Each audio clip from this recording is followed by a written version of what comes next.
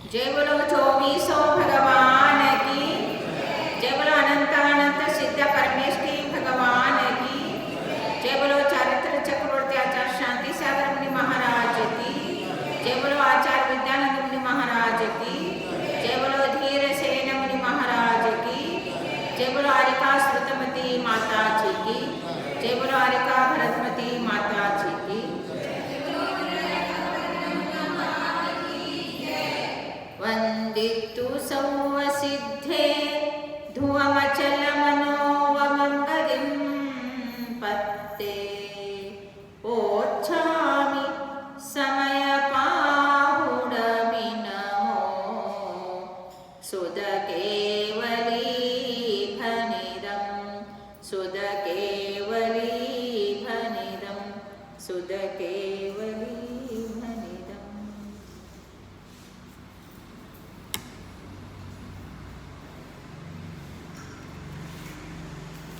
गाथा नंबर समय सर का 33 और भाव्य भावक भाव अभावेन। भाव्य भावक का अभाव होने के बाद कैसे आत्मा शुद्ध आत्मा की प्राप्ति अर्थात ज्ञान में आ जाता है ये बताते हैं।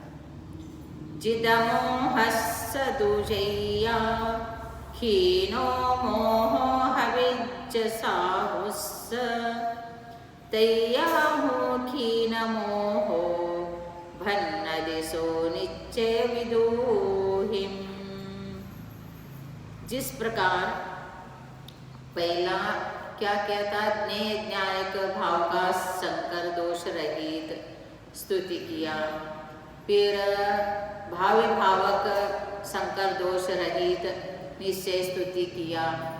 अब उसके बाद मोहनी कर्म को जीता अर्थात मोहनी कर्म आत्मा से भिन्न है, कर्म ऐसे समझ लिया ज्ञान से, लेकिन उनके पास से मोहनी कर्म गया नहीं था।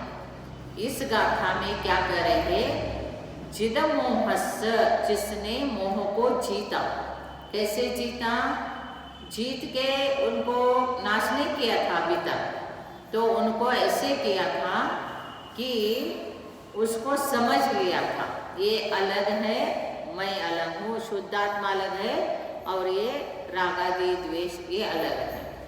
जैसा उन्होंने मोहनी कर्म के लिए बताया था वैसे राग द्वेष क्रोध मान माया लोभ और कर्म नो कर्म, फिर उसके साथ साथ जो इंद्रिय है और मन वचन काय, फिर 5 इंद्रिय ये 16 से अलग करना। जैसा मोहस्य मोहनी कर्म को जीता समझ लिया, मोहनी कर्म के कारण ये हो रहा है, फिर राग से द्वेष से क्रोध से मान से, ऐसे एक एक सिर्फ एक जैसा कल जो मोहम तु जिनिता कहा था वैसे ही राग द्वेष आदि सब प्रत्येक को लगाने का तो कितना 16 गाथा तैयार हो जाएंगे।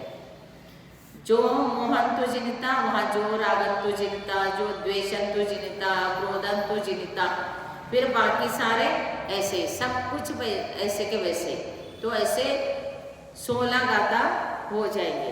तो समझने में क्या, जिस प्रकार मोहनी कर्म को जीता अर्थात मोहनी कर्म को समझ के आत्मा और मोहनी कर्म का कोई संबंध नहीं है ये ज्ञान से समझ लिया, उसी प्रकार अनुभव किया, तो उसी प्रकार ये 16 भी राग से द्वेष से सब अलग है समझ रहे। और वैसे ही आज क्या करें, जितमोह से जिसने मोहनी कर्म को जीता वही जैसा ही उन्होंने जीता तो वही वाला क्षीण मोह साउ अवेच, वो अब क्या हो रहा है, क्षीण मोही हो रहा है। अर्थात वो मोह उपशम था, सत्ता में रहते हैं, क्योंकि 2 प्रकार के होते हैं। कर्मों से रहित होने का 2 चीज है, एक तो कर्म सत्ता में होते हुए उसका उपशम होता है, और उपशम हो गए तो उदय में नहीं आता है तो फल नहीं दे रहा है। तो जैसा मिथ्यात्व का उपशम हो गया तो सम्यक तो प्रकृति का उदय है, तो लेकिन सत्ता में से मिथ्यात्व नहीं गया। प्रथमोपशम सम्यक तो हो गया, तो एक अंतर्मूर्त के लिए उपशम हुआ है मिथ्यात्व, और या क्रोध हो, मान हो, जो कुछ भी है सब निकल गया है। क्रोध मान माया लोभ का भी उपशम हुआ है अनंतानुमति। तो फिर वो थोड़े देर के लिए सम्यक्त को भोग लिया। फिर सम्यक्त को भोगने के बाद एक अंतर्मूर्त के बाद जो मिथ्या जो क्रोध मान माया लोभ का उपशम हुआ था, उपशम करते सत्ता में है लेकिन उदय में नहीं आ रहे, दब के है। फिर एक अंतर्मूर्त के बाद नियम से जो एक सम्यक्त को भोगता है उस टाइम में मिथ्यात्व में 3 टुकड़े हो जाते, मिथ्यात्व, सम्यक मिथ्या, सम्यक प्रकृति, ऐसे 3 टुकड़े ऑटोमेटिक हो जाता है एक अंतर्मूर्त सम्यक्त को भोगते समय। सिर्फ उनको आत्मा का ज्ञान हो गया और देव गुरु शास्त्र के प्रति गाढ़ श्रद्धा होके आत्मा का ज्ञान हो गया, तो सम्यक दृष्टि बन गया। और सम्यक दृष्टि बनना और मिथ्यात्व का उपशम होना, और मिथ्यात्व का उपशम होने के बाद ही वो सम्यक दृष्टि बनता है। फिर समझ लो कोई किसी को सम्यक दर्शन प्राप्त हो गया एक अंतर्मूर्त के लिए, तो चौथा गुणस्थान पहुंच गया वो, पहला से सीधा चौथा गुणस्थान पहुंच गया। फिर एक अंतर्मूर्त के बाद कोई ना कोई प्रकृति का उदय आना मस्त है, अर्थात होता ही है, क्योंकि वो दबा हुआ है, उपशम किया हुआ है। तो फिर वो उदय में आएगा। जैसा आपके बच्चे हैं, एक छोटा बच्चा काम करने नहीं दे रहा है, फिर उसको क्या करते हैं आप, उसको खिला के कोई खाना पीना दूध वगैरह पिला के सुलाते हैं उसको। सोया है तो थोड़ी देर के लिए सोया है, उठने का है तो निश्चित है ही, सोया है तो उठेगा ही। वैसे ये सत्ता में उपशम हुआ है, दबा हुआ है, तो ये उदय में आएंगे ही। फिर मिथ्यात्व को उदय आएगा तो सीधा चौथा गुणस्थान से पहला गुणस्थान में आएगा। आते समय जो जैसा पेड़ में से एक पेड़ है, पेड़ को आम लगा है, आम टूटा और भूमि पे गिरना है, तो बीज का अवस्था जो है अपनी सम्यक रूपी शिखर से गिरकर मिथ्यात्व रूपी भूमि में पहुंचा नहीं, और वो बीच में जो अवस्था है उसका वो सासाधन गुणस्थान होता है, दूसरा गुणस्थान होता है। फिर सासाधन गुणस्थान हो गया, फिर थोड़े देर के बाद वो वही मिथ्यात्व में ही रहा। उसके बाद फिर वो यदि सम्यक दृष्टि बनेगा तो उसका क्षोभशम अर्थात सम्यक प्रकृति का उदय आ गया, तो फिर चौथा में आ जाएगा। फिर उपशम किया था तो कोई ना कोई कर्म उदय, अब क्या करता है, वो क्षय करता है, वो सत्ता में से ही निकाल देता है। तो सत्ता में से मोहनी कर्म क्षपक श्रेणी आरूढ़ होगा, तब सत्ता में से मोहनी कर्म जाएगा। उपशम श्रेणी तो यहाँ का बात नहीं, चौथा, पांचवा, छठा, सातवां, आठवां, नौवां, 10वां, 11 गुणस्थान में पहुंच कर भी वो चौथा गुणस्थान में आ सकते, क्योंकि कर्मों को दबाते हुए जाए। उसके कर्म, उसके पास मिथ्यात्व भी है, सम्यक मिथ्यात्व भी है, फिर सम्यक प्रकृति के उदय में चौक्षम सम्यक दृष्टि बन के, फिर द्वितीयोपशम सम्यक दृष्टि बन के उपशम श्रेणी मांडा। फिर उपशम श्रेणी से वो चलता गया 11 गुणस्थान तक पहुंच गया। वहां जाके भी उसको कोई ना कोई कर्म का उदय आ जाए, फिर वो आएगा, फिर चौथा में रह के फिर मिथ्यात्व में भी आ सकता है। 11 गुणस्थान तक पहुंच के भी वो कहाँ आ सकता है, मिथ्यात्व। इतना मोहनी कर्म जबरदस्त है, उसमें तो दर्शन मोहनी कर्म तो अधिक ही है, इसलिए उनको सत्ता में से निकाल दिया, तो अर्थात वो क्षय कर दिया। मिथ्या सम्यक प्रकृति अनंतानुमति क्रोध मान माया लोभ इनको क्षय कर दिया, तो क्षय हो गया, तो फिर कोई प्रॉब्लम नहीं उनको। फिर वो उपशम श्रेणी चढ़ भी गया, तो फिर क्षपक श्रेणी चढ़ के क्षयिक सम्यक दृष्टि है और उपशम क्षय कर दिया इन प्रकृतियों को, तो उपशम श्रेणी भी चढ़ सकता है और क्षपक श्रेणी भी चढ़ सकता है। फिर क्योंकि क्षयिक सम्यक दृष्टि बन गई तो 7 प्रकृतियों का नाश कर दिया है और क्षयिक सम्यक दृष्टि बन गया। फिर अप्रत्याज्ञान प्रत्याज्ञान जो है इनका उपशम करके चढ़ा, फिर आया, फिर क्षपक श्रेणी चढ़ के फिर सीधा 10वें से 12वें गुणस्थान पहुंचता है। फिर उसके बाद 13वें गुणस्थान के 12वें गुणस्थान अंत 13वें गुणस्थान के प्रथम समय में उनको केवल ज्ञान ही हो जाता है।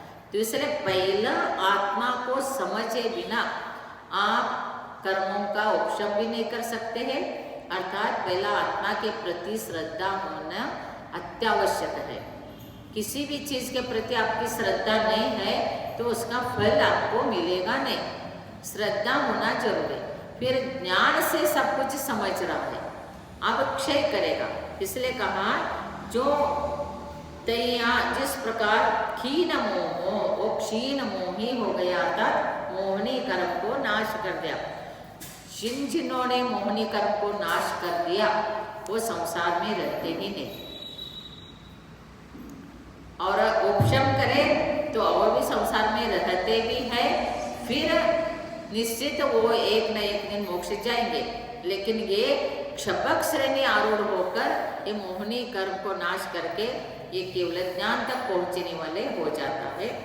इसलिए कहते हैं कि अमृतचंद्र आचार्य क्या कह रहे, देखो इस निश्चय स्तुति में पूर्वोक्त विधान द्वारा आत्मा से मोह का तिरस्कार कर जैसा कहा, वैसे ज्ञान स्वरूप द्वारा अन्य द्रव्य से अधिक आत्मा का अनुभव करने से जित मोह हुआ था।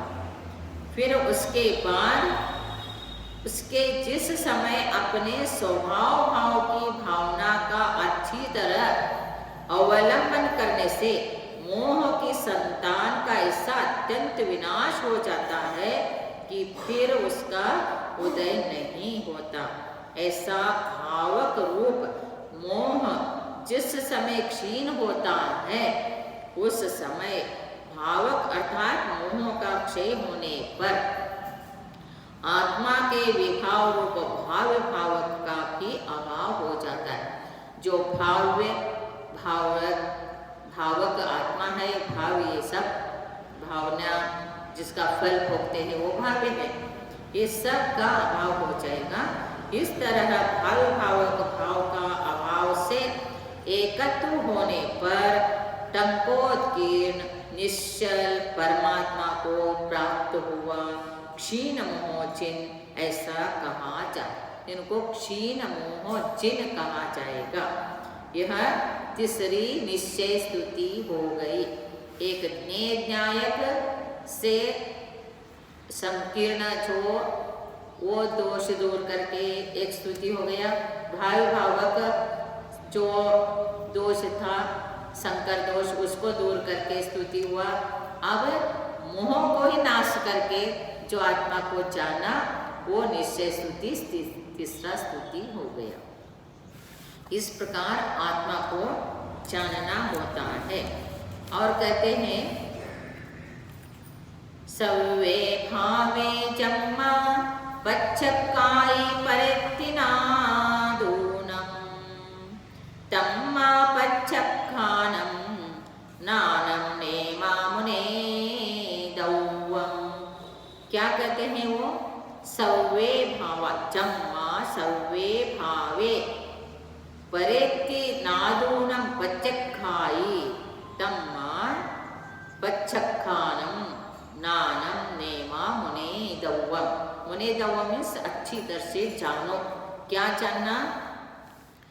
जब संपूर्ण भाव कर्म जन्य जो बुद्धगल के संबंधित राग द्वेष क्रोध मान माया लोभ कर्म नो कर्म मन वचन काय, फिर 5 श्रोत्रेंद्रिय चक्षु इंद्रिय और घ्राणेन्द्रिय रसनेन्द्रिय स्पर्शनेन्द्रिय उल्टा, फिर ये सारे 5 इंद्रिय क्या है? ये 11 के 11 ये है ही नहीं, जैसा जाना अपना नहीं है। तो पच्छकानम परित्तिनादूना ये पर है ऐसे जान के उसको छोड़ देता है। तब पच्छकानम नानम प्रत्याख्यान ही ज्ञान है ऐसे कहा है। प्रत्याख्यान का अर्थ क्या है? त्याग। सबको मालूम है प्रत्याख्यान का अर्थ क्या है? त्याग। हमारे आचार्य कहते हैं प्रत्याख्यान मीन्स ज्ञान। प्रत्याख्यान को ही ज्ञान कहो। ज्ञान क्यों कहना? कोई भी चीज को आपको छोड़ना है तो उसको पहला आपको जानना होगा। आप जाने बिना उस चीज को छोड़ते नहीं, और जानेंगे तो उसको छोड़ेंगे। तो ज्ञान ही प्रत्याख्यान हो गया। पहला जाना ना, तभी तो त्याग किया, ज्ञान से ही त्याग हुआ। तो इसलिए ज्ञान को ही प्रत्याख्यान कहना। छोटा बच्चा है, बहुत छोटा है, वो उसको ऐसे चलने थोड़ा सा सरकता है, फिर वो क्या है दीपक है तो उसको बहुत अच्छा लगता है। दीपक अच्छा लगता है तो वो ज्योति को पकड़ने के लिए वो जाता है। फिर आप लोग क्या करते हैं, उसको खींच लेते, बार बार खींचते, तो वो चिल्लाता है मुझे तो उसको पकड़ना ही है, मुझे पकड़ना ही करके वो जिद करता है। आप पकड़ेंगे तो वो हाथ चलेगा करके आप निकाल, आपको मालूम है उसको मालूम नहीं, तो आपको इसका ज्ञान है, उसको उसका ज्ञान नहीं। तो फिर क्या करता है, बाय चांस कभी उसका हाथ दीपक को लग गया और जल गया। जलने के बाद उसको ज्ञान हो गया, इससे हमारे हाथ जलता है, ये दुख देता है, ये कष्ट देता है, ये इसको नॉलेज हो गया इतना छोटा बच्चा को। फिर उसके बाद उसको लेके हाथ पकड़ के दीपक को लगाओ, ऐसे करेंगे तो भी चिल्ला के वो पीछे हटाएगा। कैसे करेगा? वो पीछे हटाएगा, क्योंकि उसको ज्ञान हो गया। फिर ज्ञान होने से उसका त्याग किया ना उसने, उसके पहला तो त्याग नहीं किया, पहला तो पकड़ने की जिद कर रहा था। ऐसे ही आचार करते हैं, कोई भी पुद्गल है, पर वस्तु है, कर्म है, नो कर्म है, मन वचन काय जो कुछ भी प्रवृत्ति है, मोनी कर्म जन्य जो कुछ भी है वो सारे पर है। इसका तुमको ज्ञान हो गया तो वो पर है करके तुम छोड़ोगे, वो प्रत्याख्यान हो गया। अभी तक ज्ञान नहीं, क्या है वास्तविक ज्ञान नहीं हुआ, ये पर है तो हमारे को हम कह रहे हैं मुंह से। रिक्शा मैन भी कहता है क्या है संसार में, क्या रखा है, क्या कौन लेके जा रहा है, कुछ ऐसे कोई भी एक भिक्षुक भी कहता है। कहने कथन में और वास्तविक ज्ञान में बहुत फर्क है, समझ में आ गया? तो वैसे ही हम लोग कर्म का फल भोग रहे हैं, शरीर हमारा नहीं है, हम भी कहते हैं, सब लोग कहते हैं, लेकिन कहने से कुछ नहीं होता है। उसको वैसे ही जानना पड़ेगा, वैसे ज्ञान होना पड़ेगा। जैसा ही ज्ञान हो जाता है वैसे विरक्ति ऑटोमेटिक आ जाता है, वो अपने आप प्रक्रिया है। जानना कैसे, ये वस्तु पर है, जड़ है, पुद्गल है, अचेतन है, और मेरा आत्मा चेतन है और अमूर्तिक है, ज्ञान स्वरूपी है, न्यायकमय है। जब हमने अपने आत्मा को भी जाना, पर को भी जाना, तो पर है, स्व स्व है। ये है जितमोह, अर्थात मोहनी कर्म को जीता भी और उसने उसको क्षय भी किया। उसके बिना कोई कर्म क्षय होने वाला नहीं है। अभी हम हर चीज में कहते हैं आप पूजा करो, कर्मों का नाश होता है, असंख्यात गुना कर्मों का निर्जरा है, अनंत गुना पुण्य का बंध है, हम कहते हैं, शास्त्र भी कहता है। वो कर्णालोक शास्त्र कह रहा है और द्रव्यालोक शास्त्र अलग कहता है। प्रथमालोक शास्त्र, कर्णालोक शास्त्र, द्रव्यालोक शास्त्र, चरणालोक शास्त्र, चारों शास्त्रों का कथन समझना चाहिए। प्रथमायोग पाप को छोड़ो, पुण्य को करो। पाप करेंगे तो क्या क्या फल संसार में भोगेंगे, ये कहता है। चरणायोग कहता है कि तुम परिग्रह को छोड़ो, तुम आत्मा का कल्याण के लिए तुम अपने प्रवृत्ति करो, चारित्र धारण करो, क्योंकि जो होने वाला कर्म है, बंद होने वाला, उसका पहला ही प्रत्याख्यान कराता है चरणायोग, छुड़ाता है। पाप को छुड़ाता है पहला से। और प्रथमा ने क्या किया, कौन कौन से पाप किया तो उसका फल क्या क्या भोग रहा है, तो इसका नॉलेज करके देगा। पाप करने से पाप का फल क्या भोगना पड़ता है, पुण्य करने से पुण्य का फल क्या मिलता है। पुण्य फल अरहंता, पुण्य का फल अरहंत पद मिलता है, चक्रवर्ती पद मिलता है। सज्जाति, सदग्रस्त, पारिव्राज्य और चक्रवर्ती, सुरेंद्र पद, चक्रवर्ती पद, अरहंत पद, सिद्ध पद, सप्त पद। तो आप लोग शादी में 7 फेरी डालते हैं, इसे कहते हैं लोग। 7 फेरी में यही होता है, संसार बंधन में पड़ते हुए भी सिद्ध भगवान का ही ध्यान रखना है। भोजन करते समय भी सिद्ध भगवान का ही ध्यान रखना है। संसार करने के प्रारंभ करने के पहला सबसे पहले सिद्ध क्षेत्र में जाके दर्शन करके आना है। हनीमून के लिए कहीं, पिकनिक करने के लिए कहीं हिल स्टेशन, कोई फॉरेन कंट्री नहीं जाना है। सिद्ध क्षेत्र हमारे आदिनाथ भगवान, आदिनाथ पुराण में जिनसेन आचार्य ने स्पष्ट बताया शादी कैसे होनी चाहिए, शादी की विधि क्या है, शादी के बाद सबसे पहले कहाँ जाना चाहिए। हर चीज में, हर टाइम में बंधन से मुक्ति का ही भाव रहना चाहिए। ये कर्म बंधन में, संसार बंधन में पड़े हैं, इससे मुक्त होना है तो सिद्ध भगवान का ही। तो इसलिए ये सारे चीजों को जो जानता है वो आराम से छोड़ देगा।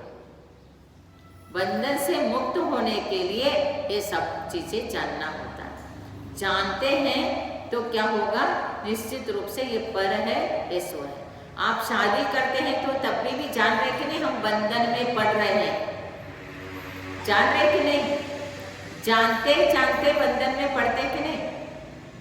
तो फिर वो जान के बंधन में पड़ के संसार में ही क्या हो रहे हैं, लिप्त हो रहे हैं। और मोहनी कर्म के कारण शादी होती है। चारित्र मोहनी कर्म का उदय है तो दीक्षा चरणान योग के अनुसार दीक्षा धारण करेगा नहीं, अनुव्रत धारण करेगा नहीं। प्रत्याज्ञान अर्थात पाप न हो इसका ध्यान रखने के लिए भविष्य काल में जो पाप लगेगा उसको दूर करने के लिए प्रत्याज्ञान लिया जाता है। प्रत्याज्ञान में 4 प्रकार का आहार जल का त्याग होता है, थोड़े देर के लिए त्याग होता है, कोई चीज का त्याग होता है, तो अनुव्रत, महाव्रत सब त्याग करना है। और करना योग क्या कहेगा, तुमको पुण्य करेंगे तो तुम्हारा पाप का असंख्यात गुणित रूप से पाप नाश होगा। असंख्यात गुणित पाप का नाश, अनंत गुणित पुण्य का बंध होगा। ये कौन कर रहा है, कर्णानुयोग। ये कर्णानुयोग शास्त्र व्यवहार शास्त्र, व्यवहार नहीं का कथन करके ही अपने को ज्ञान देता है कर्म सिद्धांत का। और जिसको कर्म सिद्धांत का ज्ञान नहीं है वो द्रव्यानुयोग को नहीं समझ पाएगा, क्योंकि द्रव्यान योग में भी आश्रव, बंध, संवर, निर्जरा, मोक्ष, जीव, अजीव ये 7 तत्व ही है। तो कथन करने का शैली अलग है। तत्वार सूत्र में 7 तत्व का वर्णन आया, वो कथन शैली अलग है। और समय सार में इसमें सब में तुम्हारे आत्मा को देखो, शुद्ध आत्मा को देखो। और ये जीव में, अजीव में, आश्रव में, बंध में, संवर में, निर्जरा में, सब में शुद्ध आत्मा, शुद्ध आत्मा, शुद्ध आत्मा को देखो। ऐसे द्रव्यानुयोग कथन करता है। तो इसलिए यहाँ पर जो कर्म का निर्जरा कर्म मोहनी कर्म क्षय होने के बाद जो निर्जरा होता है वो संसार से मुक्ति देने वाला। और अब भी मोहनी कर्म का क्षय नहीं हुआ, उपशम है, सत्ता में है। जो कर्म नाश हो रहा करे वो मात्र सामान्य पाप प्रकृति। इसलिए 7 तत्व में जीवादि 7 तत्व और पुण्य और पाप मिलने के बाद 9 पदार्थ हो जाते हैं। 9 पदार्थ, फिर पुण्य और पाप ये 2 पदार्थ हो जाते हैं। तो जब तक हम कर्मों का नाश नहीं करते हैं तो पुण्याश्रव, पापाश्रव, पुण्य का फल, पाप का फल, पाप नाश होता है, पुण्य का फल मिलता है, ये सब व्यवहार में चलता है। और उसमें असंख्यात गुणित रूप से असंख्यात गुणित रूप से कर्मों का निर्जरा हो रहा है, ऐसे नहीं। कर्म तो मात्र है 8, 8 के उपभेद 148।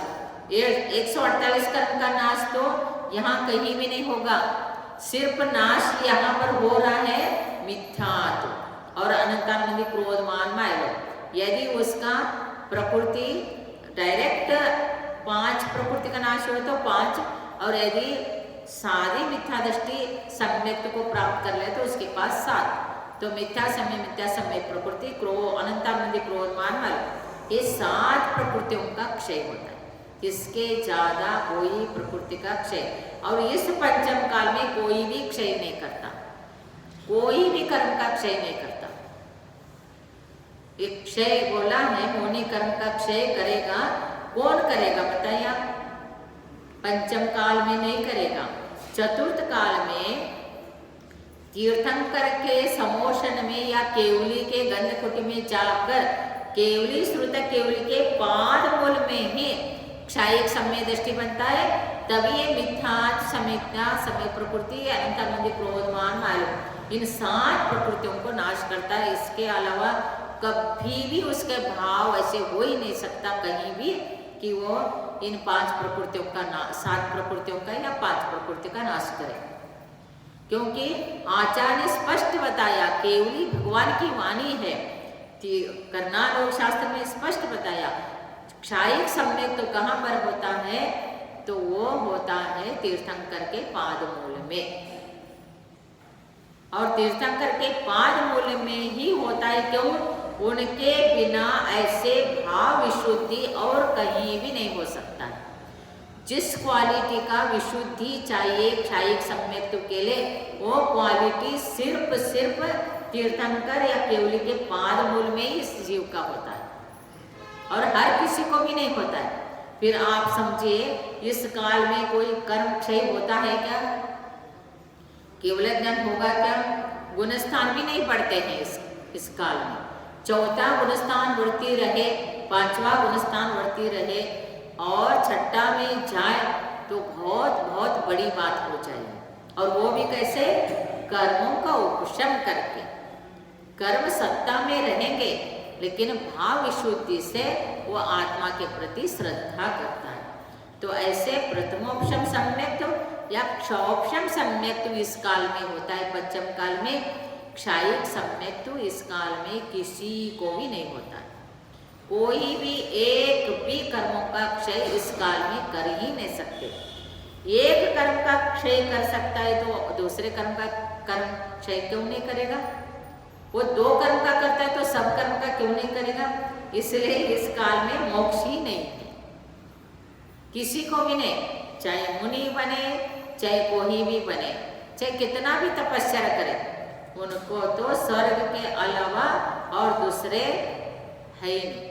मोक्ष तो इस काल में है नहीं। और जो पहला प्रतिमाधारी बने वो भी स्वर्ग ही जाता है, 5वां प्रतिमाधारी बने वो भी स्वर्ग ही जाता है, और अनुव्रत धारण करे पूरा वो भी स्वर्ग जाएगा, महाव्रत धारण करे तो भी स्वर्ग ही जाएगा। स्वर्ग सभी लोग जाते हैं, और कोई व्रत नहीं धारण कर रहा है, एक भी व्रत नहीं, सिर्फ रात्रि भोजन त्याग किया, 8 मूल गुण का पालन कर रहा है, अभक्ष वस्तु का छोड़ दिया, जीव मात्र के प्रति उसके अंदर दया है, प्राणी मात्र के प्रति उसके अंदर दया है, दान कर रहा है, और सभी जीव का रक्षण का भाव रख रहा है, तो वो भी स्वर्ग जाता है।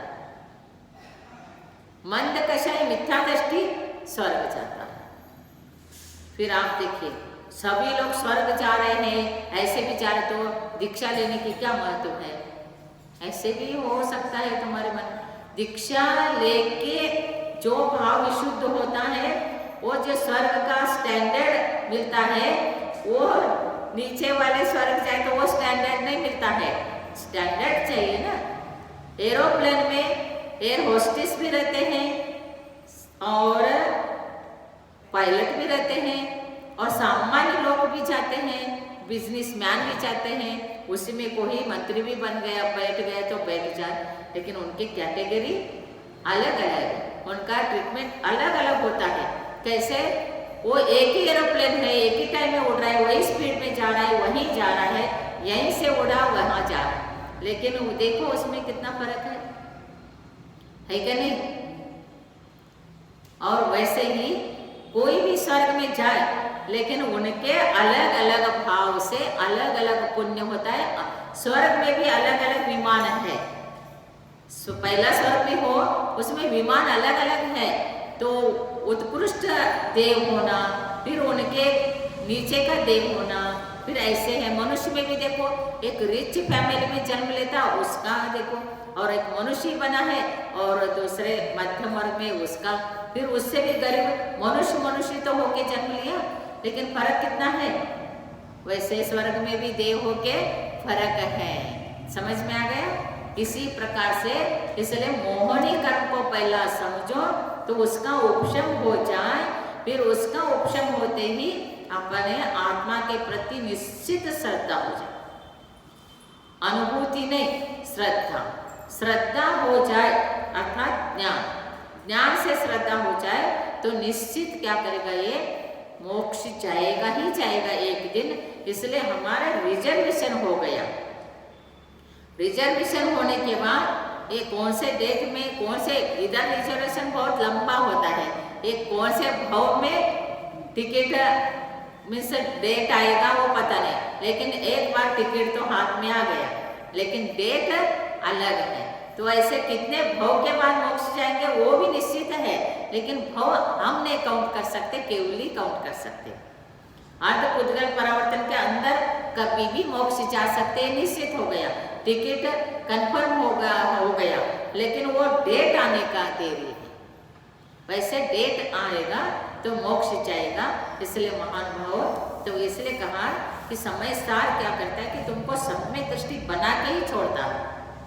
तुम सम्यक दृष्टि बनोगी ही बनोगी, क्योंकि वस्तु स्वरूप का ज्ञान तुमको हो गया और आत्मा ऐसे ही है ये पता चल गया, तो फिर तुम पर वस्तु का भोग करते समय भी मेरा है करके नहीं भोगेंगे।